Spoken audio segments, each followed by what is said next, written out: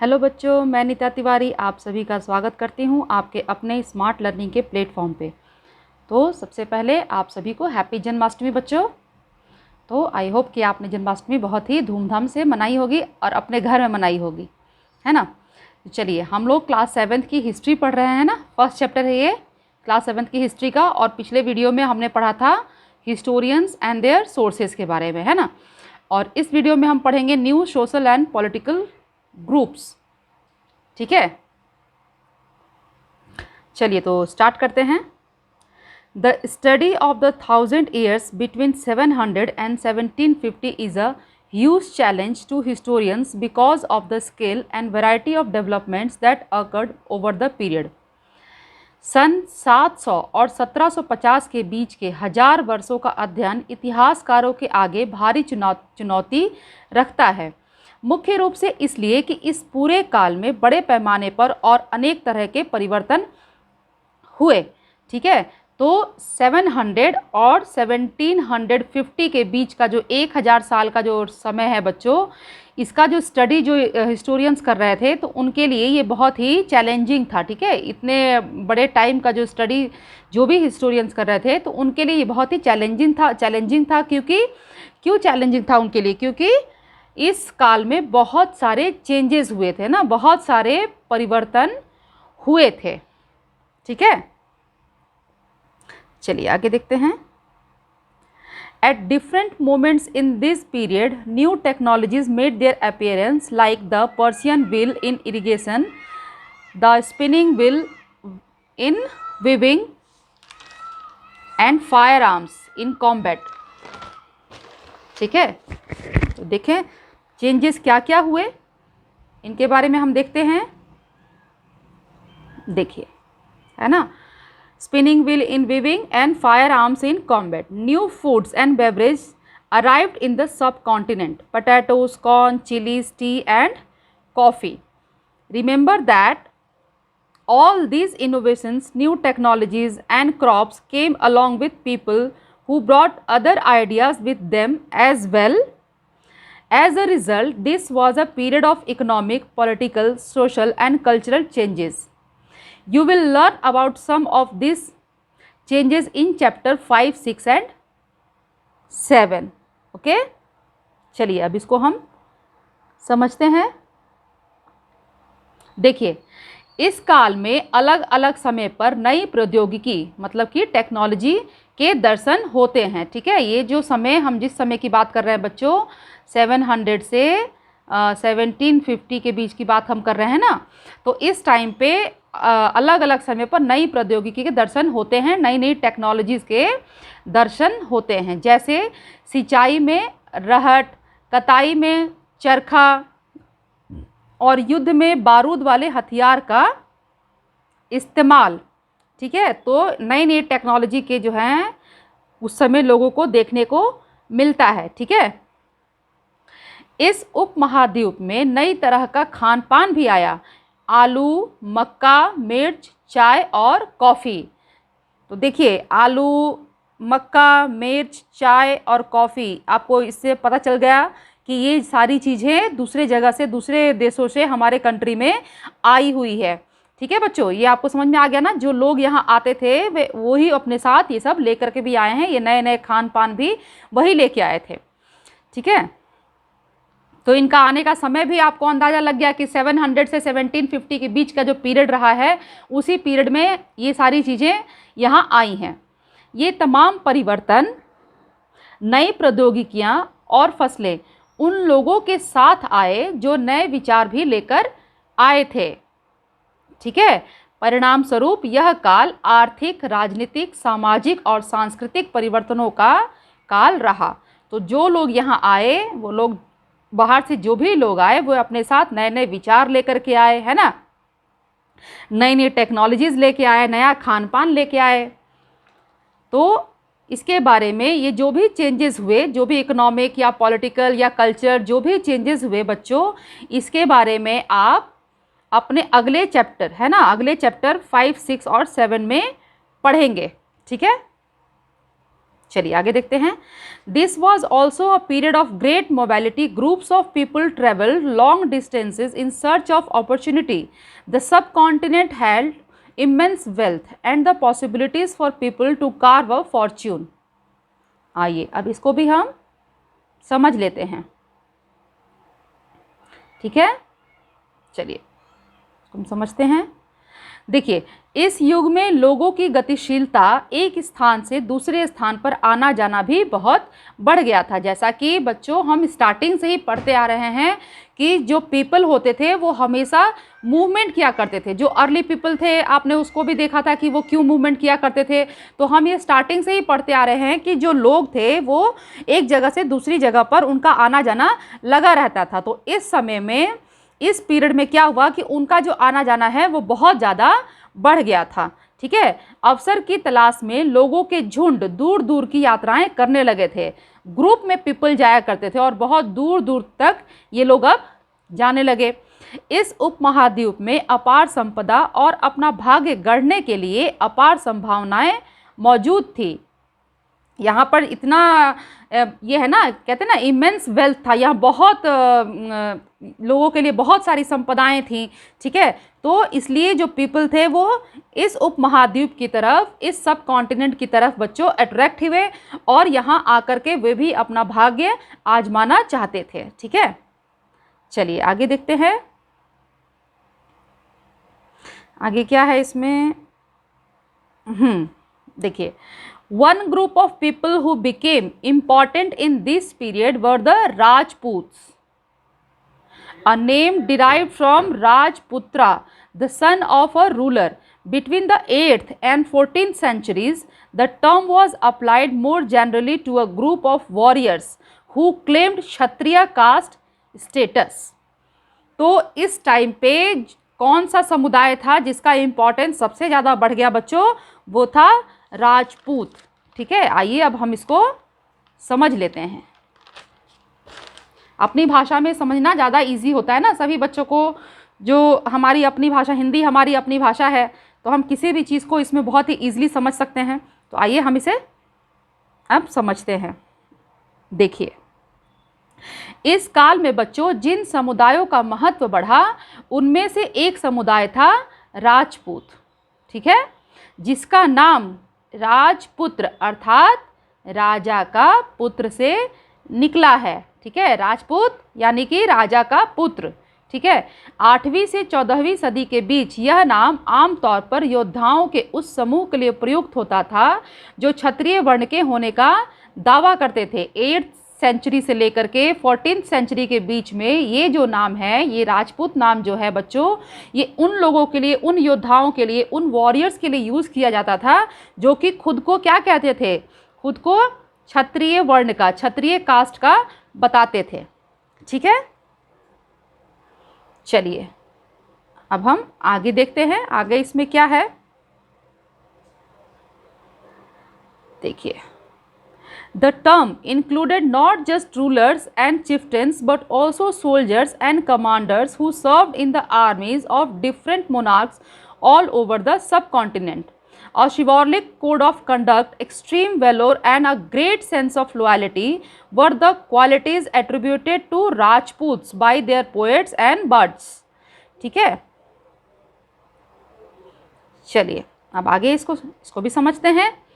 राजपूत शब्द के अंतर्गत, देखिए, राजपूत शब्द के अंतर्गत केवल राजा और सामंत वर्ग ही नहीं बल्कि वे सेनापति और सैनिक भी आते थे जो पूरे उपमहाद्वीप में अलग अलग शासकों की सेनाओं में सेवारत थे, ठीक है। जो राजपूत शब्द है बच्चों, ये क्या है कि जितने लोग थे, जो भी लोग जो सेनापति और सैनिक के रूप में, ठीक है, जो पूरे उपमहाद्वीप में अलग अलग सेनाओं में, अलग अलग शासकों की सेनाओं में जो काम करते थे, उनके लिए भी ये वर्ड, ये जो शब्द है राजपूत, ये इस्तेमाल किया जाता था, ठीक है। क्योंकि इसके आपको समझ में आ गया ना कि जो भी वॉरियर्स होते थे, ठीक है, जो योद्धा होते थे उस समय, वो खुद को राजपूत बताते थे, ठीक है। खुद को क्षत्रिय वर्ण का होने का ये लोग दावा करते थे, ठीक है। चलिए, कवि और चारण राजपूतों की आचार संहिता, प्रबल पराक्रम और क्या करते थे, और स्वामी भक्ति का गुणगान करते थे। ठीक है। इस युग में राजनीतिक दृष्टि से महत्व हासिल करने के अवसरों का लाभ मराठा, सिख, जाट, अहोम और कायस्थ, मुख्यतः लिपिकों और मुंशियों का काम करने वाली जाति आदि समूहों ने भी उठाया। तो यहाँ क्या बताया जा रहा है कि जो कवि होते थे, ठीक है, वो लोग क्या करते थे कि ये जितने भी जो राजा होते थे, इन लोगों के लिए प्रशस्ति लिखा करते थे, कविताएं लिखा करते थे, इनकी गुणगान में, इनकी स्वामी भक्ति में इनका खूब बखान किया करते थे, इनके लिए खूब अच्छी अच्छी बातें ये लोग लिखा करते थे। ठीक है। और इस युग में एक और चीज़ थी कि जो मराठा, सिख, जाट, अहोम और कायस्थ यानी कि जो कि मुख्यतः लिपिकों का और मुंशियों का कार्य करने वाली जाति होती है, ये लोग भी अपने आप को राजनीतिक दृष्टि से अपना महत्व हासिल करना चाहते थे। ठीक है। और अपने समूह को ऊपर उठाना चाहते थे, तो इन्होंने भी ये लाभ उठाया। चलिए अब आगे देखते हैं, आगे क्या है इसमें, दिख रहा है ना बच्चों? हाँ, देखिए, throughout this period there was a gradual clearing of forest and the extension of agriculture, a change faster and more complete in some areas than in others. Changes in their habitat forced many forest dwellers to migrate. Others started tilling the land and became peasants. अब देखिए लोग किसान किस तरीके से बन गए। ठीक है। किसान की तरफ उनका किस तरीके से किसान के जो वनवासी थे, जो जंगलों में रहा करते थे, वो किस तरीके से उनका क्या बोलते चेंज हुआ। ठीक है। वो किस तरह से कृषक में चेंज हो गया, उनका बदलाव हो गया। ठीक है। चलिए इसको समझते हैं। इस पूरे काल के दौरान क्रमशः जंगलों की कटाई हो रही थी और खेती का इलाका बढ़ता जा रहा था। जो जंगल थे उनकी कटाई हो रही थी, तो जंगलों की कटाई की वजह से क्या हो रहा था, खेती का इलाका जो है वो बढ़ता, क्योंकि ज़मीन बिल्कुल समतल होती जा रही थी ना, तो खेती के लायक बनती जा रही थी। ठीक है। कुछ क्षेत्रों में यह परिवर्तन अन्य क्षेत्रों की अपेक्षा अधिक तेजी से और पूरे तौर पर हुआ। अब देखिए चेंजेस तो सभी जगह हो रहे थे, लेकिन कुछ जगहों पर, कुछ क्षेत्रों में क्या था कि जो चेंज था, जो परिवर्तन था, वो बहुत ही ज़्यादा तेज़ी से हो रहा था और बहुत पूरे तरीके से हो रहा था। ठीक है।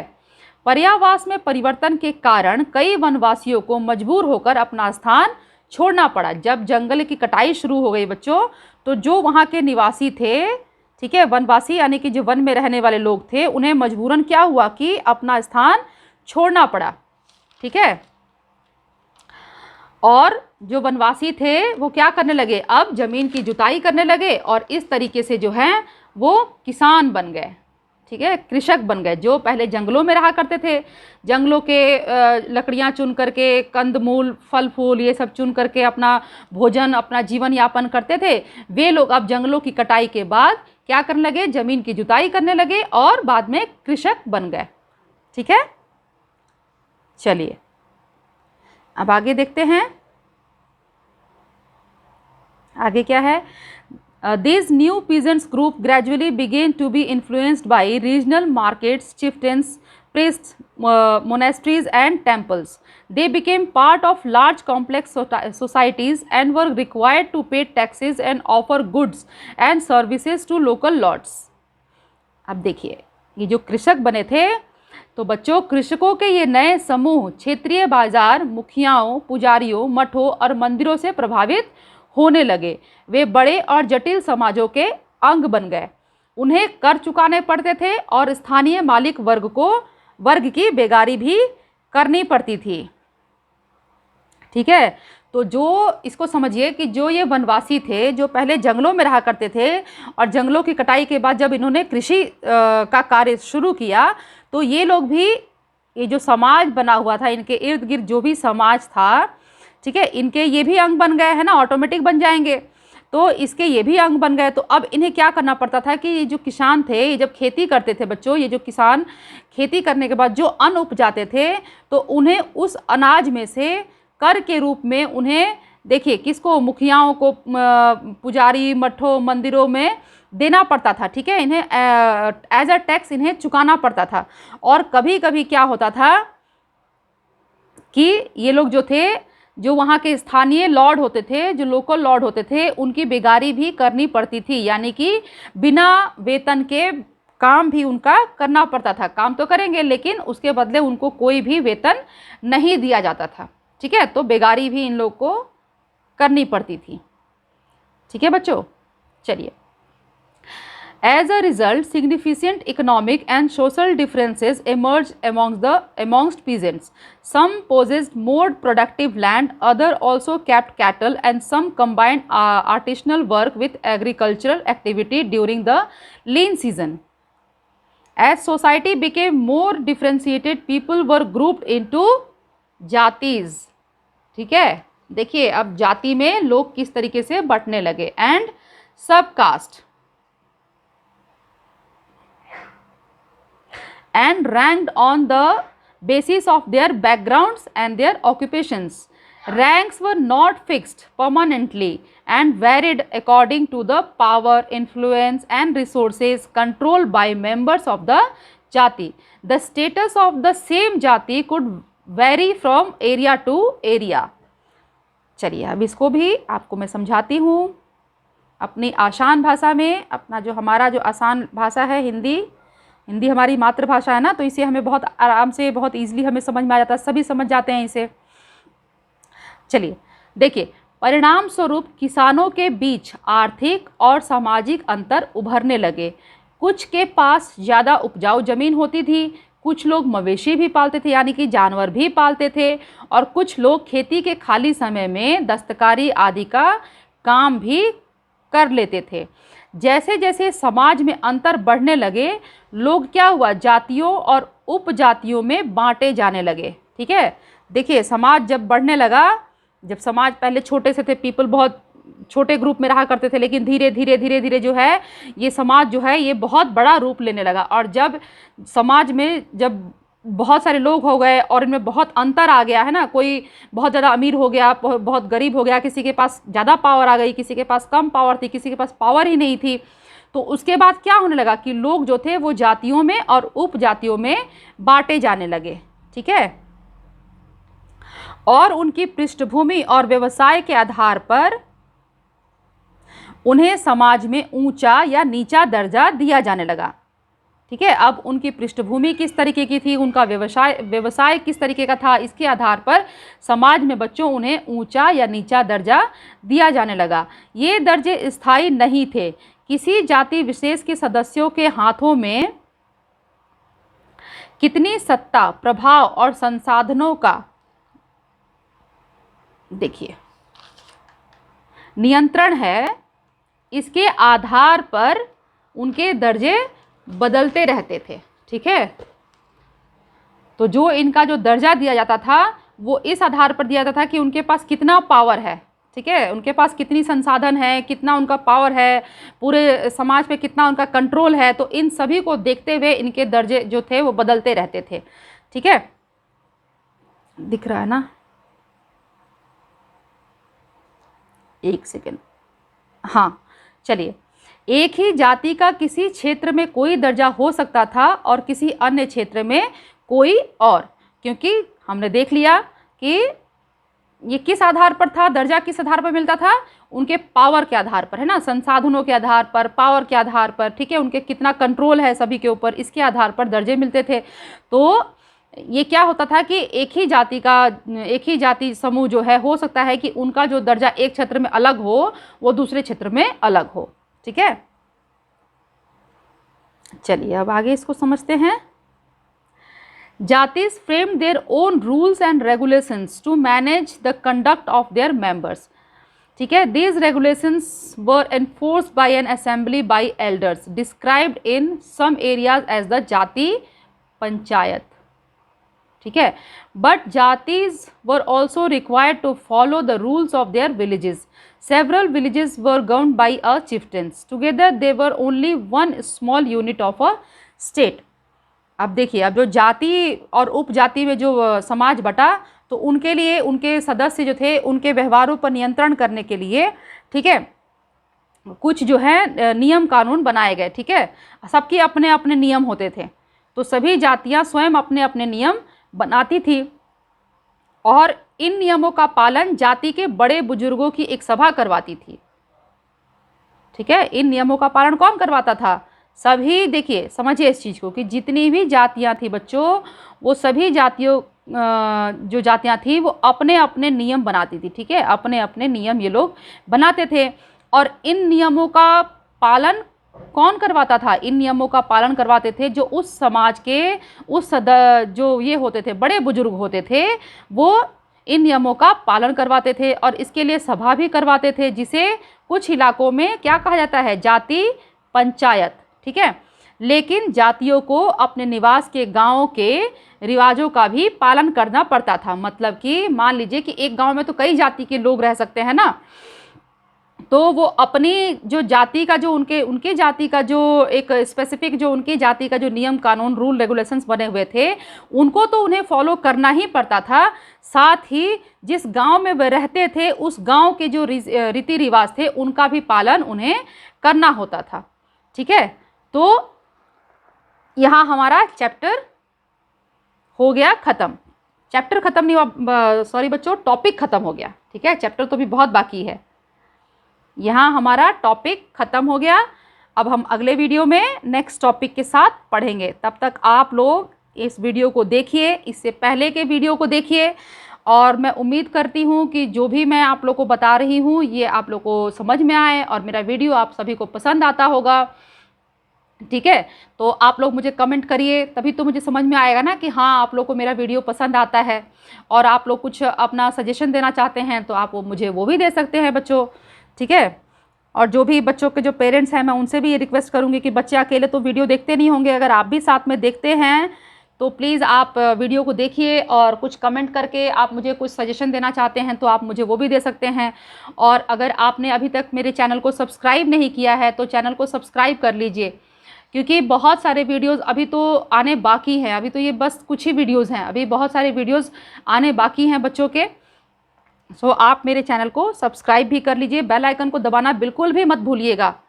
ठीक है, और बच्चों वीडियो को देखने के बाद इसे लाइक ज़रूर कर दीजिए, चैनल को सब्सक्राइब कर लीजिए और वीडियो को शेयर भी ज़रूर करिए। ठीक है, तो चलिए फिर आप लोग अपना ख्याल रखिए, खुश रहिए, मुस्कुराते रहिए, फिर मिलेंगे। Bye bye.